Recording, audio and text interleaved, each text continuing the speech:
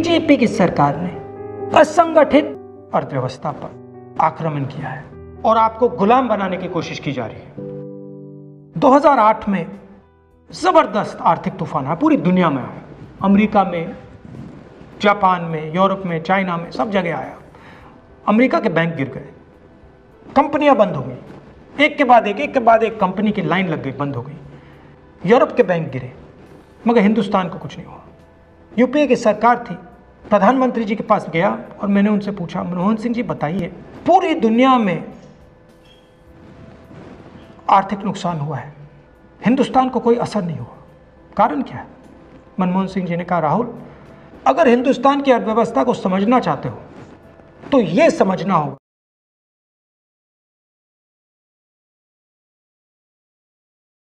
होगा कि हिंदुस्तान में दो अर्थव्यवस्थाएं हैं। पहली असंगठित अर्थव्यवस्था और दूसरी संगठित अर्थव्यवस्था। संगठित अर्थव्यवस्था में बड़ी कंपनियां, नाम आप जानते हो। असंगठित अर्थव्यवस्था में किसान, मजदूर, छोटे दुकानदार, मिडिल साइज कंपनीज। जिस दिन तक हिंदुस्तान का असंगठित सिस्टम मजबूत है, उस दिन तक हिंदुस्तान को कोई भी आर्थिक तूफान छू नहीं सकता। अब आज के दिन आते हैं। पिछले 6 साल से बीजेपी की सरकार ने असंगठित अर्थव्यवस्था पर आक्रमण किया है। 3 बड़े उदाहरण तो मैं आपको अभी दे देता हूं। नोटबंदी, गलत जीएसटी और लॉकडाउन। आप ये मत सोचिए कि लॉकडाउन के पीछे सोच नहीं थी। ये मत सोचिए कि गलती से आखिरी मिनट पे लॉकडाउन कर दिया गया है।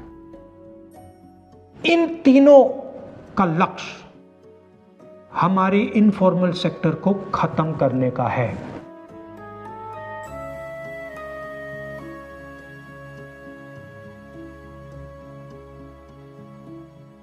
प्रधानमंत्री जी को अगर सरकार चलानी है, मीडिया की जरूरत है, मार्केटिंग की जरूरत है। मीडिया और मार्केटिंग 15-20 लोग करते हैं।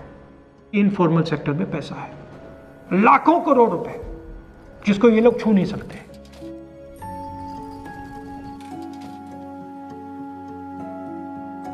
इसको ये लोग तोड़ना चाहते हैं, पैसा लेना चाहते हैं। इसका नतीजा आएगा।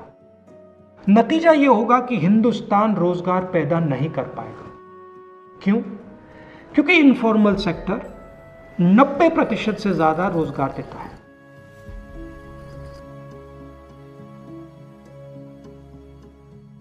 जिस दिन इनफॉर्मल सेक्टर खत्म हो गया, नष्ट हो गया, उस दिन हिंदुस्तान रोजगार पैदा नहीं कर पाएगा।